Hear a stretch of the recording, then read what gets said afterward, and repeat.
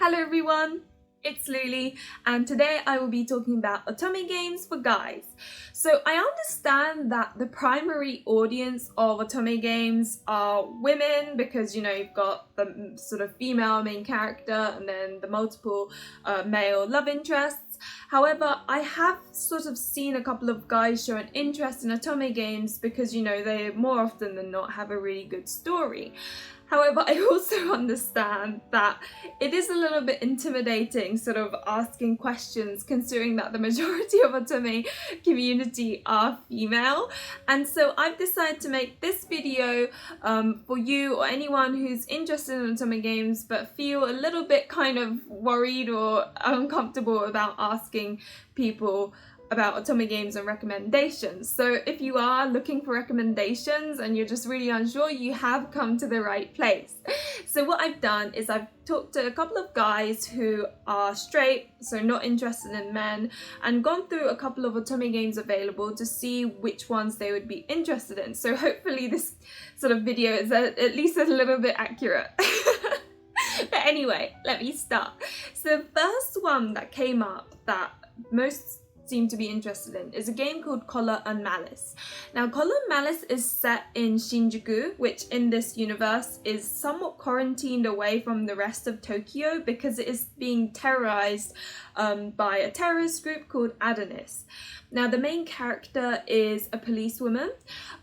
She one day gets kidnapped and it's a little bit scary actually. And when she realizes she has a collar that's placed on her neck, which has a poison in it that can kill her instantaneously. And it's actually got a microphone and speakers attached so that they can sort of communicate with the leader of Adonis. And you hear this when you hear murder or something in a crime show and then they've got their voice all like muffled and creepy, or that's the voice that comes out of the collar. And basically it says if you tell anyone about this collar, we'll kill you instantly. And it's quite suspenseful in the sense that depending on what decisions you make, you can't immediately die. And there have been so many times when I've been playing it and going, I think I might die if I pick this option. Save, I'm gonna do it anyway. Yeah, I died. So there are quite a few bad endings and your choices do matter quite a bit, but I think that's what makes the game so fun because there's this like tension almost where you're like, oh, I hope I'm making the right decisions. Now, the reason why I think this is such a good game is because even I played this game and enjoyed it, not for love interest, but for the story. And the focus very much is on each of these terrorist members because what happens is depending on what route you pick, you sort of encounter one of the terrorist members and get to know them in a way. So you learn their backstory, you learn what happened to them, why they decide to join Adonis. And it is really interesting because each of them are quite distinct from one another. So each route feels very refreshing. And of course, you learn about the love interest as well, their story and whatnot. And there is some element of romance there, but the focus very much is on the terrorist group and the problems that occur in Shinjuku. And so I felt like this is a very plot heavy Otome game, and so as a result of that, it would definitely be suitable for those who are not interested in romance or interested in males. And yeah, that's why it made the list. Now, the second one that came up is Bustafellows, and I think some of you may already be aware of this game because I felt like it was advertised almost more as a visual novel than an Otome game really. And it is based in what seems to be a version of New York called New Sieg, and it's about this main character who is a journalist, and she however has this ability to go back in time. Now there is a catch, however, she can't just go back in time any moment. It's only like a few hours before when she decides to use her power. And when she does go back in time, she ends up in like someone else's body. So it really does start with like, oh, who am I? And then you know, what happens in this game more often than not is in each story the love interest kind of has a problem, like maybe they may die, or maybe something happens that needs to be prevented, and so Teuta, this main character, will go back in time, but then we'll have to convince certain people that it's her, or that it's important what she has to say. And yeah, so it's quite like there's a lot of tension there, and there's a lot of action, and it's all about kind of what justice means almost, because every single character that pops up kind of has like a more sort of underground role. So you've got the very main one, Limbo, who is known as a crooked lawyer. He basically helps those who clearly, you know, are guilty to be innocent if he feels like they are in the right. And then you also have, you know, ones that are professional transformers. They can make themselves look completely different, and he often looks like a woman and kind of infiltrates and gains info, which is very interesting. You have the killer, who is a guy that assassinates assassins. You have the coroner, who is a real weirdo.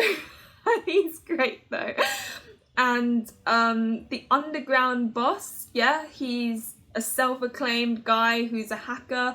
And I don't know, I feel like these love interests are actually quite relatable, more so than the main character in the sense. I mean, obviously I relate with the main character more, but I feel like because all these, there's so many different personality types, that it's almost like these guys, despite the things that they do, feel like heroes that I kind of almost admired. Like, I want to be like that. So maybe it's like that for guys as well, I really don't know.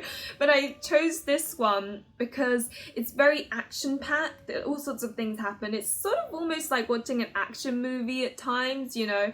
And one main reason is that you have the common route, and then you have each character route, but each character route has side A and then side B. Now side A is much longer because this is where all the storytelling happens about, you know, that person's life, things that are happening in New Sieg.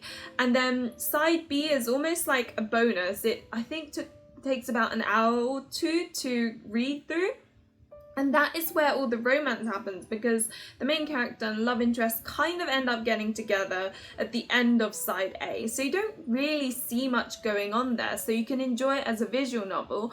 And then if you would like to see the romance, you would play side B. However, there is a skip function that allows you to whiz through all of the text. So if you're really like, I don't want to see the romance, or I'm really not into guys and I really don't care about how Teuta and the love interest ends up together, then, you know, you can just skip it and then go to the final route. So I thought for that reason it's great for guys, and the people I spoke to did show an interest just purely because of the premise, the theatrics, the production of it. It is really well done. Okay, so the third one, this one has not yet been released, but is planned for release next year in summer. It is called Birchanasenki, and it is about a girl who is in disguise as a man, and it's a historical fiction based in a period after the Heian War, so it is fun learning a little bit about the facts here and there. Now, the main character is actually a girl disguised, and the reason why is that she is the son of the clan of Minamoto. Now, during the Heian War, the Minamoto clan and the Taira clan basically battled, and the Taira clan ended up winning, so the Minamoto clan sort of family members and stuff either got killed off or were hidden away. And the main character is thought to be the male sort of heir almost of the boss of Minamoto, the boss of the Minamoto clan. I can't remember the name because I stuck with all these names. They all sound so similar to me. Yes, so I think it's really interesting seeing her kind of having to hide her true identity. And the reason why I chose this one was that I felt like it's good because the primary focus is, I think, more so on the main character, and also you have all these other love interests, but some of them I felt like it wasn't really so much romance there, but more like a comradeship or a friendship there. For example, Noritsune is of the Taira clan, so obviously he's has like a rivalry with the main character, and he doesn't know that the main character is female for basically most of the route. And in fact, there's this rivalry between them that even when I finished the game, I was like, I don't really see them as, you know, girlfriend and boyfriend type thing. It felt more like they had this solid friendship, and there were quite a couple of routes. I think, yeah, I'd say a lot of them, I felt like there was this friendship more so than, you know, anything more, literally until right at the end. And the focus very much was, you know, on the facts of like the historical things that happened during this period. You know, there was like the wars that happened, so it's interesting looking at the details and the tactics they go through. And then it's focused on this female main character that's pretending to be male, and as she goes through lots of things, but she's really strong, and she's stronger than some of the love interests. And you know, the best part is there's a good reason behind it. You know, it's not just to fit the plot. And so being able to see such a powerful main character, I felt like was quite a plus, even for guys. So, you know, the focus isn't necessarily on the love interest, but more on the main character and the historical fiction element. And so I feel like this is a great game for guys who don't really care so much about the romance, but are interested in sort of history, like especially in Japan, because this is like, you know, samurais, they like battle it out, and it's quite interesting, like, oh, who's gonna win type of thing. And yeah, so it's gonna come out next year in summer, so definitely keep your eyes out for that if you are interested in a historical fiction Otome game.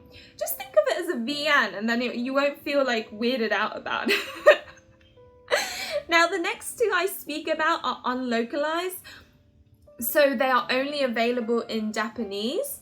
Oh, bearing in mind, the last three that I mentioned are available on the Nintendo Switch. Sorry, I'm just going off as if, you know, like everyone knows about that. But Bustafellows is also available on Steam if you don't have a Nintendo Switch. But anyway, okay, so now I'm going to talk about the Unlocalised games. There are two that came to mind. The first one is called Kenka Banjo Otome. Now this game also has an anime actually, and I think it's great. I think anyone would enjoy it. It's a comedy. It's about a girl that, again, is pretending to be a guy, and basically what happens is she's trying to just live her, you know, daily life.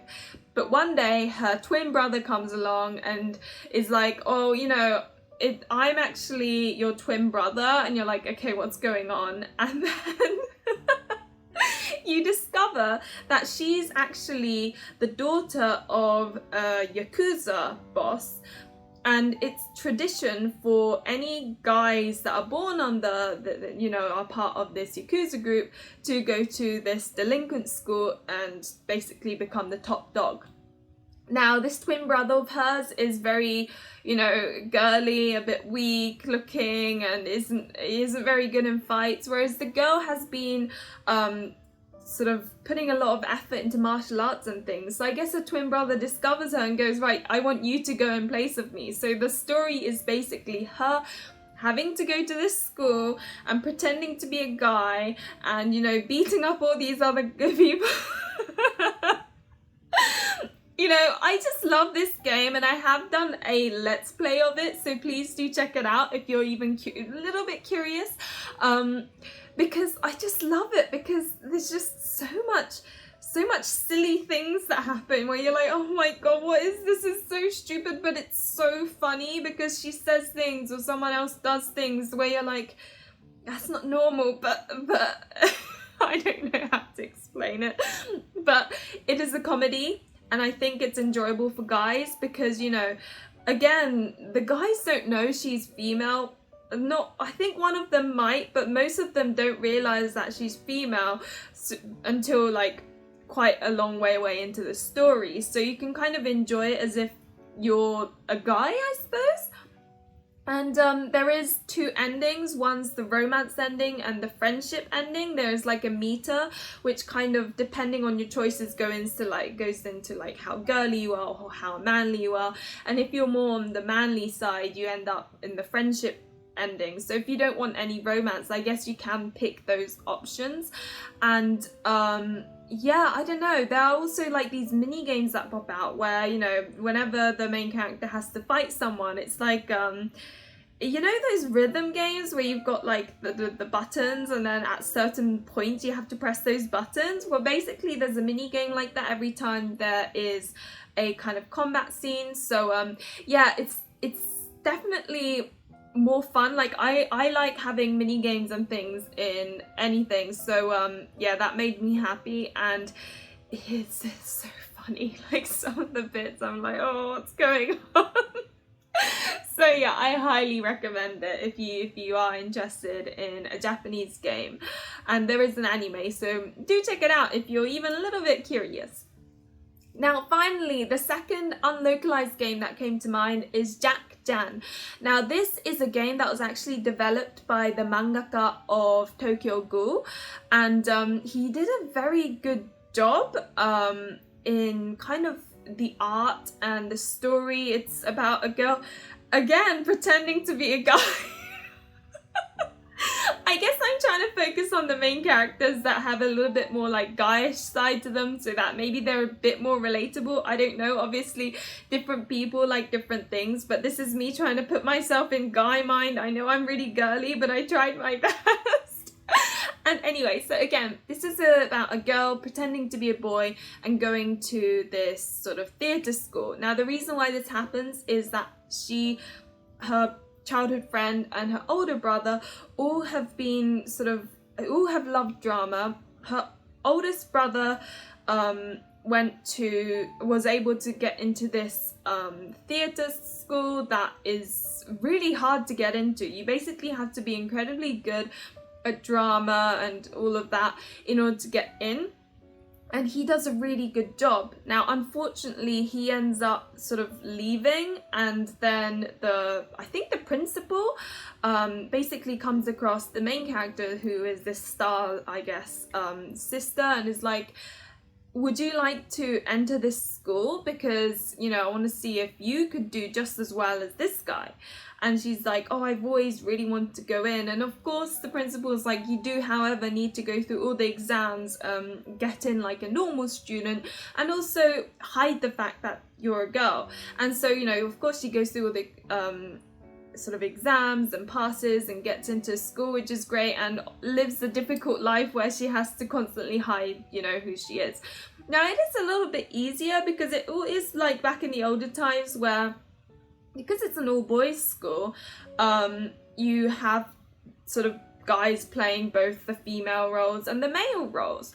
And so sometimes she, you know, even though she's really feminine, she kind of gets away with it because she plays the feminine roles. However, the things happen and it is interesting. Now the reason why I recommend this game is of course because the main character is kind of a bit tomboyish and, you know, doesn't touch so much upon her, but the focus is very much on sort of the love interest. And the reason why I use this is because you don't really see much romance throughout the whole thing. I mean, I've only played 3 routes, but in those 3 routes I didn't really feel that much romance between her and them. Like there is one character who is a childhood friend where there is a bit more of that because he knows that she's a girl and he happens to also manage to get into this school, but all the others don't really know.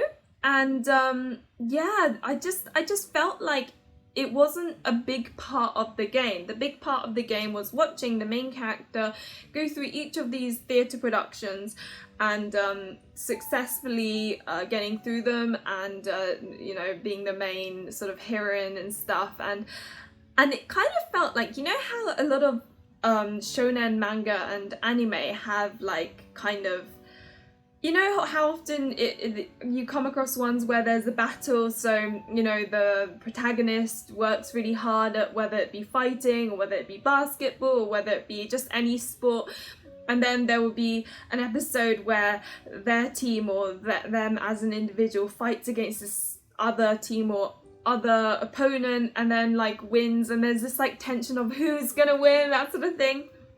It kind of almost had a sense of that because in order for her to continue onto sort of the next year, she needs to do well in all of these plays. And so there is that kind of, oh, is she gonna be okay? Is she gonna be okay? And it gave off that similar feel. Also, another reason is there's a little bit of gameplay. Again, there is kind of like a rhythm game where there's the music and you have to press the right buttons, and also, yeah, there's rhythm games, and the music is really good, the art is really good, and I just feel like no matter who you are, this is the game that if you appreciate art and if you appreciate music and you're happy with a VN where there's no romance, then this is a really good game. Because I don't know, initially I didn't think I'd be into it, because I was like, oh, but there's not that much romance being a girly girl and all, but when I played it, I was like, I really don't care anymore. This is a great game. I'm really enjoying it. So yeah, I thought it was definitely suitable for guys. And a small part of me is really, really, really hoping that it gets localized so that more people are able to play it. But anyway, that ends my little list of games that I feel like guys would also enjoy. Hopefully it's helped and you can sort of go out of your way and then go and check out the trailers and stuff. Remember that as Otome games have a target audience of women, the trailers do somewhat focus on like the love interest. Ignore that, trust me, like some of the games that I have mentioned are very focused on the story, so you can enjoy the story without really thinking too much about the love interest. That's how I personally felt. And yeah, so just a warning, if you do check the trailers, you know, you might be like, oh, but this game looks like you're just romancing guys. No, trust me, the story is really good. And this comes from someone, you know, I made fun of my friend initially. I'm really sorry. I actually made fun of my friend who played Otome games initially. I was like, oh god, these games, why are you playing them? You're just dating guys, that's so weird.